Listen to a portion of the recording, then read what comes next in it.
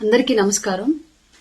తెలుగు రాష్ట్రాల్లో ఉన్నటువంటి జనసైనికులకి, వీర మహిళలకి, నాయకులకి అందరికీ, అలాగే ప్రపంచవ్యాప్తంగా వివిధ దేశాల్లో ఉన్నటువంటి జనసేన అభిమానులందరికీ కూడా జనసేన పార్టీ 13వ ఆవిర్భావ దినోత్సవ శుభాకాంక్షలు.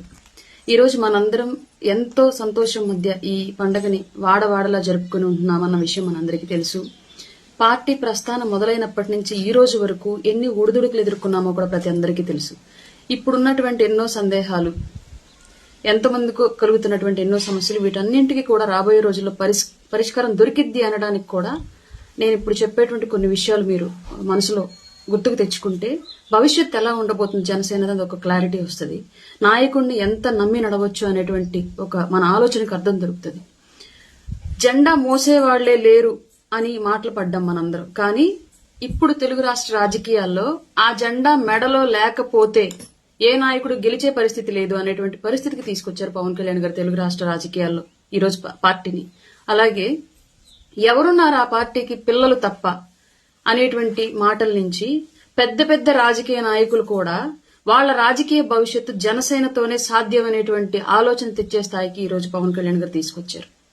అట్లాగే పుట్టగొడుగుల్లాగా ఎన్నో పార్టీలు పుట్టిపోతూ ఉంటాయి, అందులో జనసేన కూడా ఒకటి అనేటువంటి మాటల నుంచి ఇవాళ రాష్ట్ర రాజకీయాల్లోనే కాదు దేశ రాజకీయాల్లో కూడా జనసేన యొక్క ప్రస్థానం భవిష్యత్తులో కొనసాగుతుంది అనేటువంటి రాజకీయ విశ్లేషకులను సైతం విస్మయపరిచే స్థాయిలో ఈరోజు జనసేన పార్టీని పెంచారు పవన్ కళ్యాణ్ గారు. పోటీ చేసిన 2 చోట్ల ఓడిపోయాడు అనేటువంటి మాటల నుంచి పోటీ చేసి ఓడిపోవటం కాదు, రాష్ట్ర రాజకీయం, ముఖ్యమంత్రి అలాగే కూటమి గెలిపే కాదు, అసలు దేశ ప్రధాని యొక్క ఎన్నికను కూడా ప్రభావితం చేసే స్థాయిలో రాష్ట్ర రాజకీయాలకు దేశ స్థాయిలో ప్రాధాన్యత కల్పించే స్థితికి ఆంధ్రప్రదేశ్ రాజకీయాన్ని తీసుకెళ్లాడు పవన్ కళ్యాణ్ గారు. దారంతా చీకటి, ఇల్లేమో దూరం, చేతిలో దీపం లేదు, గుండెల నిండా ధైర్యం తప్ప అనేటువంటి నినాదంతో యువతలో చైతన్యం తీసుకొచ్చి రాష్ట్ర రాజకీయాల్లో మార్పును తీసుకొచ్చి ఈ రోజు అదే దారంతా చీకటి అనేటువంటి ఆ నినాదాన్ని మనసు నిండా నింపుకొని చీకటి గూడాలైనటువంటి గిరిజన గూడాలకు వెలుగులు నింపుతూ దారులు ఏర్పాటు చేస్తూ ఇవాళ పల్లెకి పట్టణానికి మధ్య కనెక్టివిటీని ఏర్పాటు చేస్తూ గిరిజన గూడాలను కూడా ఆధునిక సమాజం వైపు నడుపుతున్నాడు పవన్ కళ్యాణ్ గారు. ఎన్నో మాటలు, ఎన్నో అవమానాలు, తనదేముంది ప్యాకేజీ స్టార్ డబ్బులు తీసుకొని రాజకీయం చేస్తున్నాడు, మద్దతు ఇస్తున్నాడు అని ఎంతో మంది అవమానపరుస్తూ ఉంటే వాళ్ళందరి మాటలను కూడా పక్కన పెట్టేసి ప్రజల కోసం తప్ప వేరే ఇంకే విషయం నేను ఆలోచించను అని ఇవాళ ఆంధ్ర రాష్ట్ర రాజకీయంలో పవర్ సెంటర్ గా తనే ఎదిగి పాలిటిక్స్ లో పవన్ కళ్యాణ్ ఎటువైపు ఉంటే అటువైపే విజయం, పవన్ కళ్యాణ్ ఏ ఎజెండా తీసుకుంటే ఆ ఎజెండానే ప్రజల లక్ష్యం అనే స్థాయికి రాష్ట్ర రాజకీయాలను తీసుకెళ్లారు పవన్ కళ్యాణ్ గారు. జనసేన పార్టీని ఆ స్థాయిలో ఎదిగేలా చేశారు పవన్ కళ్యాణ్ గారు. ఎక్కడో ఒక చోట జెండా పెడితే ఆ జెండా ఎవరు పెట్టమన్నారని లోకల్ గా ఉన్నటువంటి అన్ని పార్టీల నాయకులు వ్యతిరేకించిన స్థాయి నుంచి ఇవాళ జనసేన జెండా పట్టకపోతే మనకు రాజకీయ మనుగడ కష్టం ఈ రాష్ట్ర రాజకీయాల్లో అని నాయకులు తమంతట తాము రియలైజ్ అయ్యే పరిస్థితికి తీసుకొచ్చాడు పవన్ కళ్యాణ్ గారు. రాష్ట్ర రాజకీయాలు ఏ పార్టీ అధికారంలో ఉంటే ఆ పార్టీ కుటుంబ సభ్యుల పేర్లు పెట్టుకుని అదే రాజకీయం వాళ్లే ఇచ్చినట్లుగా నడుపుతున్నటువంటి తెలుగు రాష్ట్ర రాజకీయాల్లో అసలు మనం ఎవరం మన పేర్లు పెట్టుకోవడానికి? మనం ఎందుకు రాష్ట్ర ప్రజల మీద వాళ్ళకి ఇచ్చేటువంటి వాళ్ళ డబ్బులతో వాళ్ళకి ఇచ్చినటువంటి పథకాల మీద మన పేర్లు ఎందుకు పెట్టుకోవాలి? ఈ వ్యవస్థను నడిపినటువంటి ఎందరో మహనీయులు ఉన్నారు, వాళ్ళ పేర్లు ఎందుకు పెట్టమని చెప్పేసి వాళ్ళ ఎందరో మహనీయులను మనందరం కూడా స్మరణకు తెచ్చుకుని ప్రజలకు ఇచ్చేటువంటి సంక్షేమ పథకాలు లేదా రాష్ట్రంలో ఏర్పాటు చేసేటువంటి ఎన్నో శాశ్వత నిర్మాణాలు, శాశ్వత ప్రాజెక్టులు, వీటన్నింటికీ కూడా చరిత్రలో కలిసిపోతున్నటువంటి మహనీయుల పేర్లను తీసుకొచ్చి చరిత్ర మరలా తిరగరాసినటువంటి పార్టీ జనసేన పార్టీ, నాయకుడు పవన్ కళ్యాణ్ గారు. ఇప్పటికీ చాలా మందికి డౌట్ ఉంటది, పార్టీ ఎందుకు ఇంకా నిర్మాణం చేయట్లేదు, రాజకీయాలంటే ఇలా చేయాలి కదా అలా చేయాలి కదా అని చెప్పేసి. రాజకీయ నాయకులు చాలా మంది ఉంటారు రాష్ట్రాల్లో, దేశాల్లో రాజకీయ నాయకులు చాలా మంది ఉంటారు, కానీ ప్రజా నాయకులు అతి తక్కువ మంది ఉంటారు.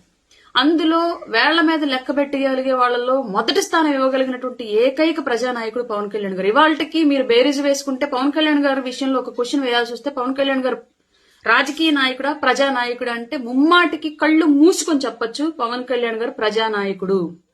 రాజకీయ నాయకులకు ఉండేటువంటి కొన్ని లక్షణాలు, అబద్ధాలు చెప్పడం, అవినీతి చేయడం, మోసపూరితమైనటువంటి ప్రమాణాలకు పాల్పడడం, ప్రజల్ని వెర్రివాళ్లుగా చేసి వ్యవస్థల్ని వాళ్ళకు అనుకూలంగా మార్చుకోవడం, ఇలాంటి ఎన్నో అంశాలు ఈ రోజు చాలా మంది రాజకీయ నాయకులు చూస్తూ ఉంటాం. ప్రతిపక్షంలో ఉన్నప్పుడు ఒకలా, అధికార పక్షంలోకి వచ్చాక ఒకలా మాట్లాడే వాళ్ళందరినీ చూస్తూ ఉంటాం. కానీ ఇప్పటి వరకు పార్టీ స్థాపించిన రోజు ఏ డెడికేషన్ తో అయితే, ఏ ఆత్మధైర్యంతో అయితే, ఏ ఆలోచన స్థిరత్వంతో అయితే పార్టీ పెట్టారో ఈ రోజు కూడా అదే స్థిరత్వంతో అధికారంలోకి వచ్చిన తర్వాత ఎలాంటి రాజకీయ ప్రలోభాలకు లొంగకుండా అవినీతి రహితంగా పాలన చేస్తూ ప్రజల పక్షానే పవన్ కళ్యాణ్ అనే విధంగా ప్రజా నాయకుడిగా పేరొందుతూ ముందుకెళ్తున్నాడు. ఇది 12 ఏళ్ల ప్రస్థానంలో అంత ఈజీగా ఏదో కేక్ వాక్ లాగా ఎక్కడా సాధ్యమవల. మనందరం ఇదే కళ్ళతో చూసాం. జెండా చిహ్నం ఏర్పాటు చేసిన దగ్గర నుంచి, పార్టీ చిహ్నం ఏర్పాటు చేసిన దగ్గర నుంచి, పార్టీ గుర్తు రాజకీయాలు రిజిస్టర్ అయ్యేంత వరకు ఎన్ని రాజకీయాలు ఆయన మీద చేశారో, ఆ పార్టీ మీద చేశారో మనందరికీ తెలిసిన విషయమే.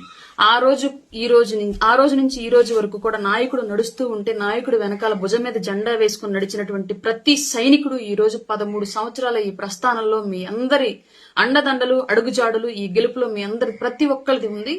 భవిష్యత్తులో కూడా అంతే ఉండాలని మనస్ఫూర్తిగా కోరుకుందాం. ఎందుకంటే నాకేం చేశాడు, నాకేం జరిగింది అనేటువంటి ఆలోచన నుంచి నేను సపోర్ట్ చేయడం వల్ల ఇంత చేస్తున్నాడు నా నాయకుడు అనేటువంటి నిస్వార్థమైన ఆలోచన భావాన్ని గనక అలవర్చుకుంటే, పవన్ కళ్యాణ్ గారు ఏ సమాజాన్ని అయితే నిర్మాణం చెయ్యాలి అని చెప్పేసి రాజకీయాల్లోకి వచ్చాడో ఆ సమాజాన్ని డెఫినెట్ గా మనందరం కూడా ఇదే కళ్లతో చూస్తూ, ఇదే చేతులతో అది సాధించడానికి శ్రమించగలమని మనందరం నమ్ముదాం. ఇప్పటి వరకు ఎలా అయితే మన సహాయ సహకారాలు ఆయనకు అందించామో భవిష్యత్తులో కూడా ఇలాంటి సహాయ సహకారాలు ఆయనకు ఉండాలి. డెఫినెట్ గా మనందరం రాబోయే రోజుల్లో పవన్ కళ్యాణ్ గారిని నమ్ముదాం, నమ్మి నడుద్దాం. ఆయనకి వ్యూహం వదిలేయమన్నారు. మన పని నాయకుడిని ఫాలో అవడం, జరిగే ప్రతిదీ మన మంచికి అనుకోవడం, భవిష్యత్తు కోసం కలలుగంటం, మన బిడ్డల భవిష్యత్తు కోసం మనం శ్రమించడం, ఇది మన బాధ్యత. నిజంగానే పవన్ కళ్యాణ్ గారు ఆంధ్ర రాష్ట్ర రాజకీయాలకు ఒక వరం, ఆంధ్ర రాష్ట్ర ప్రజలకు ఒక వరం. ఆయన లేకపోయి ఉంటే రాజకీయాలు మరొక రీతిలో ఉండాయని చెప్పడంలో అయితే ఎలాంటి సందేహం అక్కర్లేదు. కొన్ని వర్గాలకు ప్రాధాన్యత దొరికింది అన్నా, కొంతమందికి రాజకీయ భిక్ష లభించింది అన్నా, కొంతమందికి అసలు రాజకీయాల పట్ల ఆలోచన కలిగింది అన్నా, కొంతమంది సామాజిక భావజాలం వైపు, సామాజిక దృక్పథం వైపు తమ ఆలోచనలు మరలించుకున్నారు అన్నా, ఇవన్నీ కూడా పవన్ కళ్యాణ్ గారి వలన మాత్రమే సాధ్యమయ్యాయి. ఇందులో ఎలాంటి సందేహం లేదు. కాబట్టి ఈ 13 సంవత్సరాలే కాదు, ఇంకా ఎన్నో సంవత్సరాలు మనందరం కూడా పవన్ కళ్యాణ్ గారితో కలిసి నడవాలి అని ఆయన చేస్తున్నటువంటి ఈ రాజకీయ సేద్యంలో ఖచ్చితంగా మనం కూడా ఆయన చేతికి నాగలులమై ఈ రాజకీయ క్షేత్రాన్ని పంట పండించే విధంగా, ఆ ఫలాలను ప్రజలకు అందించే విధంగా, రాజకీయం అంటే రాష్ట్రం కోసం కానీ వ్యక్తుల కోసం, కుటుంబాల కోసం కాదు అనేటువంటి విధానాన్ని ఆయన ఏదైతే చేస్తూ ఉన్నారో అలాంటి దాన్ని మనందరం సపోర్ట్ చేసి ఈ రోజు మన సహాయ సహకారాలు ఇప్పటి వరకు ఎలా అందించామో ఇంతకు మించి భవిష్యత్తులో పవన్ కళ్యాణ్ గారికి అందించాల్సిన అవసరం అయితే రాబోయే రాజకీయాల్లో ఉంది. ఖచ్చితంగా ఇదే విధంగా ముందుకు కొనసాగుతూ మరొక్కసారి రాష్ట్ర ప్రజలందరికీ కూడా జనసేన పార్టీ 13వ ఆవిర్భావ దినోత్సవ శుభాకాంక్షలు తెలియజేస్తూ మీ రాయపాటి అరుణ. జై జనసేన, జై హింద్.